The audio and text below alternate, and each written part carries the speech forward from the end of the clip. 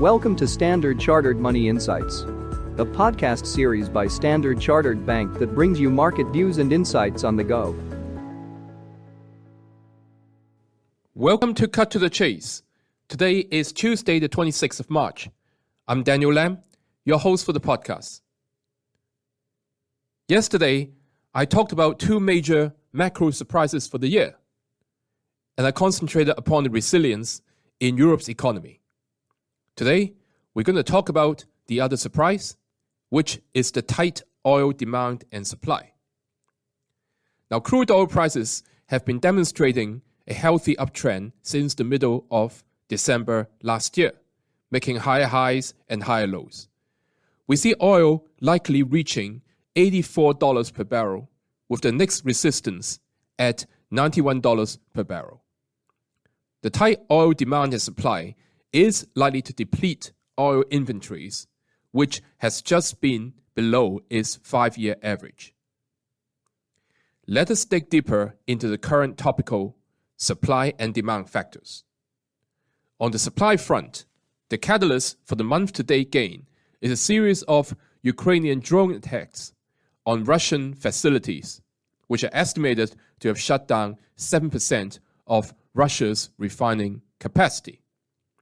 Now, although the US has urged Ukraine to hold the strikes, Ukraine maintains that Russian oil refineries are legitimate targets. Meanwhile, the extension of OPEC plus 2.2 million barrels per day of voluntary production cuts into the second quarter maintains a floor beneath crude oil supply and prices. On the demand side, conditions remain firm. So it is worth noting that the International Energy Agency, IEA, upgraded its 2024 oil demand growth forecast by 110,000 barrels per day to 1.3 million barrels per day. Now, global manufacturing indicators point to an improvement in the industrial cycle. So the year-to-date increase in oil price is consistent with the rally in global risky assets and improved sentiment towards the economic outlook. Now, the strong oil prices is translating into strong price action in global energy equities, especially those in the US. Now, I found a number of very beautiful charts in US energy stocks, where they're grinding up higher after finding a base in February this year. So this matches with the confirmation of a Trump versus Biden rematch in the upcoming US elections.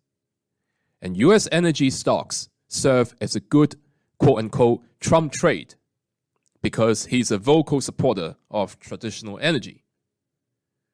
Moreover, energy equities serve as a hedge on any stickiness in US inflation. So they gel very well and work well as a good barbell with the US growth sectors. That is all from me for today. As always, if you enjoy this podcast, please don't forget to rate and like it. Thanks for listening, and we wish you a happy day ahead. Thank you for listening to Standard Chartered Money Insights, a podcast series by Standard Chartered Bank. For more details, visit Market Views on the Go on our website or click the link in the description.